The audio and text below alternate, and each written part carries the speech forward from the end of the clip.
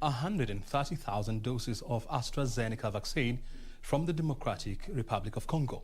The vaccines are part of a sharing program between African countries under the COVAX facility. The Ministry of Health says plans are already underway to start administering the second dose of the vaccine towards the end of next week.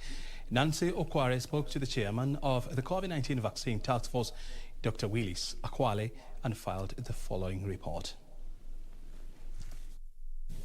On Friday, a consignment of the much-needed COVID-19 vaccine will arrive in Kenya to offset the country's second round of vaccination against the global pandemic.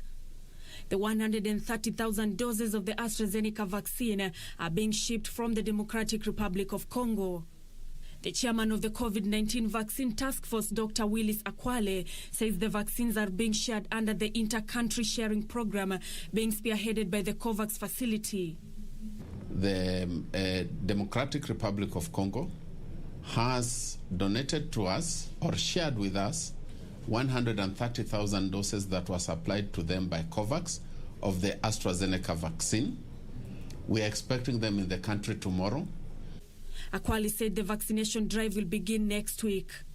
And we'll then start preparing to start giving the second dose as we come to the end of next week.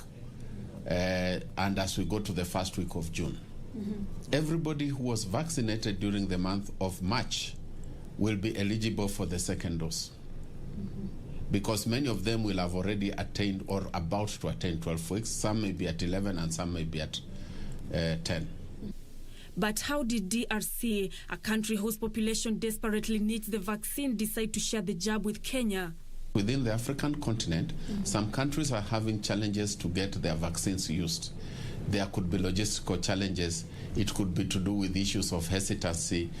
So they are sharing with countries which are utilizing their vaccines. So we in Kenya, those who are unable to use, we are telling them, for us here, we know the value of the vaccinations. Acceptance has been very high. We can utilize those vaccinations before they expire. So far, Kenya has vaccinated close to 1 million people with the first dose of the AstraZeneca vaccine, with the government hoping to procure more vaccines, such as the Johnson & Johnson and Pfizer, in a bid to inoculate more people. We're making it very clear that we have already committed to procure 30 million doses of Johnson & Johnson. And we are really at very advanced stages to get this done. And we expect the first doses of Johnson & Johnson here in August. And now our plan is to vaccinate the entire adult population by end of June next year. The development coming as 494 more people tested positive for COVID-19 out of 6,428 samples tested in the last 24 hours. The figures represent a 7.7% positivity rate. 5 more people also lost their lives, taking the country's total number of fatalities to 3,040. The Ministry of Health says 50 more patients have made full recovery from the disease.